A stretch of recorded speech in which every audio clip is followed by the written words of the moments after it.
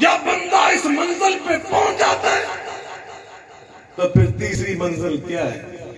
پھر ایسا بندہ جب رب کے سامنے ہاتھ اٹھاتا ہے نا اللہ تو حدیث پاک کہ میرا اللہ حیا کرنے والا، سبحان اللہ، شرما جانے والا، کریم کرم فرمانے والا۔ سبحان اللہ، کریم کہتے ہیں اس کو جس سے مانگا جائے اور وہ سائل کو خالی ہاتھ لوٹاتے ہوئے شرم محسوس کرے، اللہ وہ سائل کو خالی ہاتھ لوٹاتے ہوئے اپنے دل میں شرم محسوس کرے کہ میرے پاس آیا مانگنے میں کچھ دے نہ سکا۔ کریم اسے کہتے ہیں۔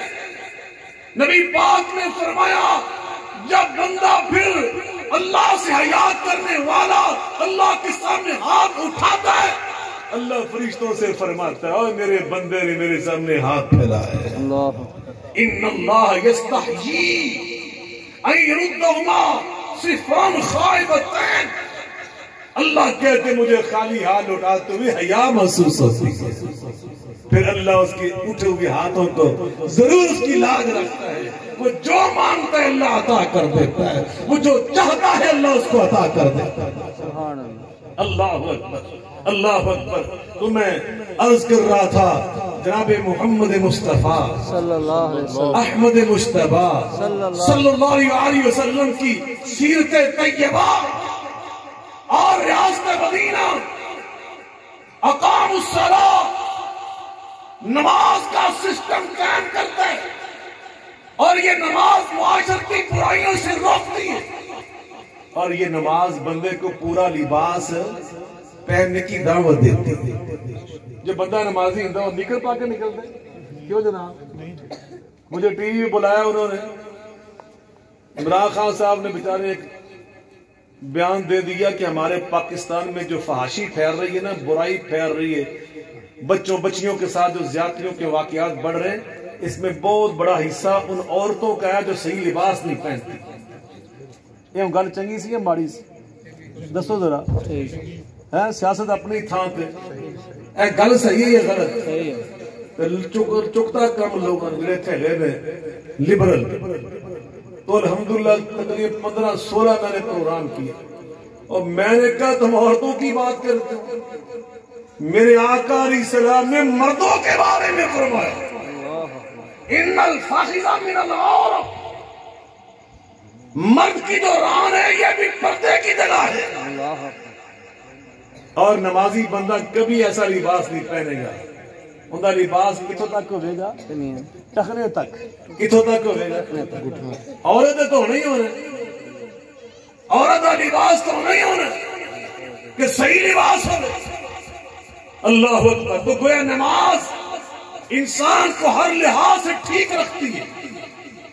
وآتوا الزکاۃ، زکوٰۃ کا سسٹم ریاست مدینہ، نبی پاک علیہ السلام نے نا زکوٰۃ کے بارے میں فرمایا، سنو ذرا، آپ فرماتے ہیں میں نے جو نظام پیش کر دیا نا اور لاگو کر دیا، بہت جلد وقت آئے گا تم دیکھنا مدینہ کی ریاست میں لوگ زکوٰۃ مانگنے والے نہیں، اب تو رمضان آتا ہے تو لوگ زکوٰۃ مانگنے والے آتے ہیں نا ہمارے پاس، اب تو رمضان کی بات دور کی بات ہے، ہر اشارے پہ لاہور میں آپ چلے جائیں، ہمارے سہیوال میں اشاروں پہ چلے جائیں، ہر اشارے پر اشارے ٹھیکوں پہ دیے ہوئے، ٹھیکے فلانے اشارے سے اتنا ٹھیکہ، فلانے سے اتنا ٹھیکہ، منگتے گداگر اور بیروپیے جھوٹے۔ اللہ معاف کرے، اللہ تعالیٰ اس رزق سے، جسے علامہ اقبال نے فرمایا تھا طائر لاہوتی، اس رزق سے موت اچھی، جس رزق سے آتی ہو پرواز میں کوتاہی، فقیر اور مانگنے والے تم نے بنائے۔ لیکن اس حکومت نے یہ اچھا کام کیا ہے، ابھی ان پر قانون لگا دیا ہے، مانگنے والے بھاگتے دیکھ کر۔ اللہ تعالیٰ، ابھی میں بلتستان گیا، حضرت آپ حیران ہوں گے، میں حیران ہوا، میں پہلی بار بلتستان ہمارے پاکستان کا حصہ ہے، شمالی پاکستان، سکردو میں میرے پروگرام تھے، الحمدللہ گلگت میں، اس پورے علاقے میں حیران ہوا، پورے سکردو میں کوئی فقیر مانگنے والا نہیں، اللہ، یہ پاکستان کے حصہ، اور تقریباً 98% لوگ وہاں کے پڑھے لکھے ہیں، تعلیم یافتہ PhD MPhil اس طرح کے. اور تیسری بات آپ حیران ہوں گے، سکردو جیل میں بہت بڑی جیل ہے، بہت بڑا علاقہ ہے، پاکستان کا جو سب سے طویل بڑا ایئرپورٹ کا جو رن وے ہوتا ہے نا جہاں جہاز بھاگتا ہے، صرف پاکستان کے نہیں پورے ایشیا کا سب سے طویل رن وے سکردو کے اندر ہے. اور دنیا کے 3 بڑے جو پہاڑی سلسلے ہیں وہ بھی سکردو کے اندر ہے. اور اللہ نے پاکستان کو یہ چیزیں عطا کی ہیں. آپ حیران اتنا خوبصورت علاقہ، بڑی جیل ہے. اور جو بات کہنے لگوں آپ حیران ہوں گے، اس پوری جیل کے اندر صرف 3 قیدی ہیں. کتنے قیدی ہیں؟ صرف 3. وہ بھی 2 گلگت دے ہیں، ایک اتھوں دا ہے. کوئی قاتل وہاں پہ نہیں، کوئی چور وہاں پہ نہیں، کوئی ڈاکو وہاں پہ نہیں. یہ کام ہی وہاں پہ ہوتا ہے. اللہ کرے یہ سارا سسٹم انشاءاللہ پاکستان میں بھی ہوگا. وہ پاکستان کا حصہ ہے، ایسے لوگ وہاں پہ رہتے ہیں. تو میں عرض کر رہا ہوں، جناب محمد مصطفیٰ علیہ السلام نے جو زکوٰۃ کا سسٹم دیا نا، اس کے بارے میں فرمایا تھا ایک وقت آئے گا ریاست مدینہ میں زکوٰۃ لینے والے نہیں، زکوٰۃ دینے والے ڈھونڈتے پھریں گے کہ کوئی زکوٰۃ لینے والا مل جائے. جو آقا کا جملہ میں سناؤں گا تو آپ کا ایمان تازہ ہو جائے. سبحان اللہ. آپ کو اگلے سال تک انشاءاللہ اس کی لذت اور مٹھاس یاد رہے گی. ماشاءاللہ.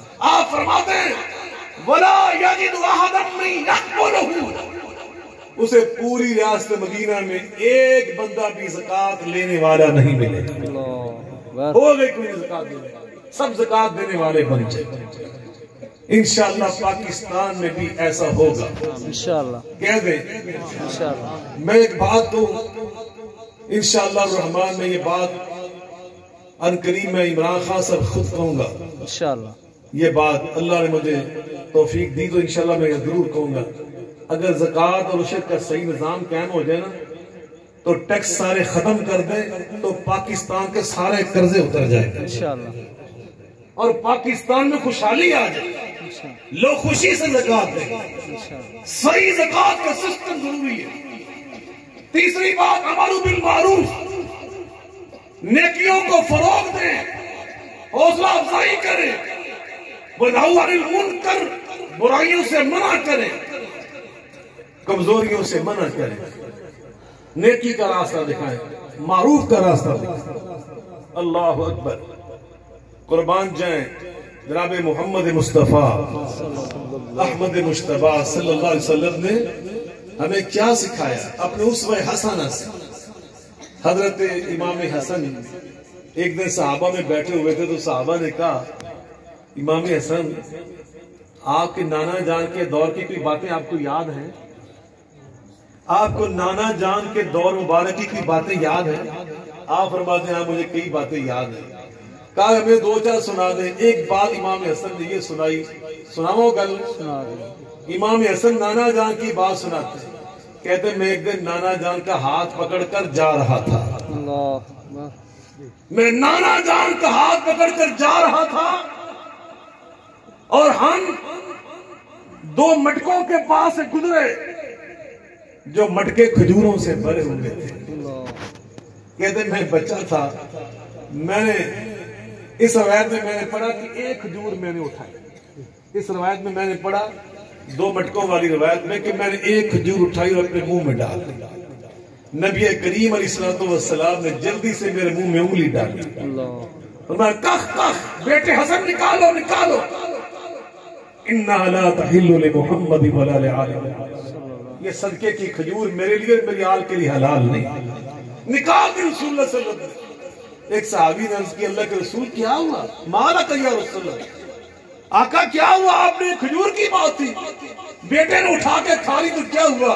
اور میں تم نہیں جانتے یہ ہماری حلال نہیں. بچپن سے رسول اللہ صلی اللہ علیہ وسلم نے حلال و حرام کا فرق سکھایا. بچپن سے اس طرح ریاست مدینہ بنتی ہے. اللہ کرے ہم بھی اپنی اولادوں کو بچپن سے یہ سکھائیں. آج موبائل ٹیلی فون بچوں کے پاس آ چکے. میرے اور آپ کے دور میں ہمارے جو والدین تھے اس آزمائش سے نہیں گزرے جس سے میں اور آپ گزر رہے ہیں. اب ہمارے بچوں کی تربیت زیادہ مشکل ہے. زیادہ توجہ کی ضرورت ہے۔